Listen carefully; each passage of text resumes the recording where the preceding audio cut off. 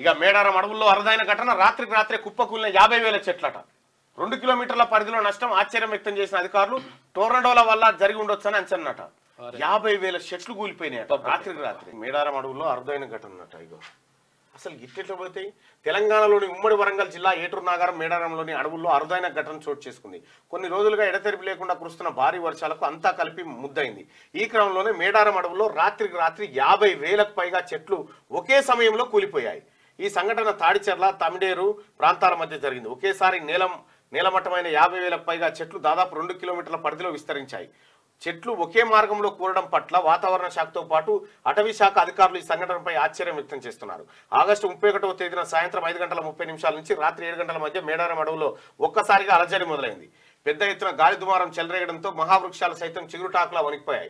1-2 కాదు, ఏకంగా 50,000కు పైగా వృక్షాలు నేలకూలాయి. ఇదంతా వాతావరణంలో ఏర్పడిన మార్పులే కారణమని నిపుణులు చెబుతున్నారు. ఇదంతా టోర్నడోల వల్ల జరిగి ఉండొచ్చని అధికారులు భావిస్తున్నారు. సాధారణంగా టోర్నడోలు ఒక స్పష్టమైన మార్గంలో సాగే గాలుల దాటికి చెట్లు కూలిపోతాయి. అయితే ఇలాంటి ప్రతికూల వాతావరణంలో గాలుల వేగం గంటకు 120 కిలోమీటర్ల వరకు ఉంటుందట. వరకు ఉండి అంతే వేగంగా తిరిగినట్లు అనిపించింది. అధికారులు చెప్తున్నారు ఈ టోర్నడోలు టెక్నికల్ గా అనేక కారకాల వల్ల ఏర్పడుతుందని, వీటిలో అధిక వేగంతో కూడిన గాలులు, అవి సంభవించే మార్గంలో అనేక చెట్లు కూలిపోవడం ఒక భాగమని నిపుణులు చెప్తున్నారు. ముఖ్యంగా ఈ సంఘటన వల్ల పాత చెట్లపై ప్రభావం ఎక్కువ చూపిందని వారు చెప్పారు. వాతావరణ శాఖ, అటవీ శాఖ ఈ సంఘటనను మరింత వివరంగా పరిశీలించేందుకు శాటిలైట్ డేటాతో పాటు ఇతర పరికరాలను ఉపయోగించి ఆ ప్రాంతంలో మరింత అధ్యయనం చేయాలని. 50,000 చెట్లు ఎప్పుడు చేయాలి అవి? అందరికీ శరార్థులు. పెన్నుతో మీకు మంచి సోపతుందా? తెలంగాణ యాసలో ముచ్చట్లు రాయడం మీకు తెలుసా?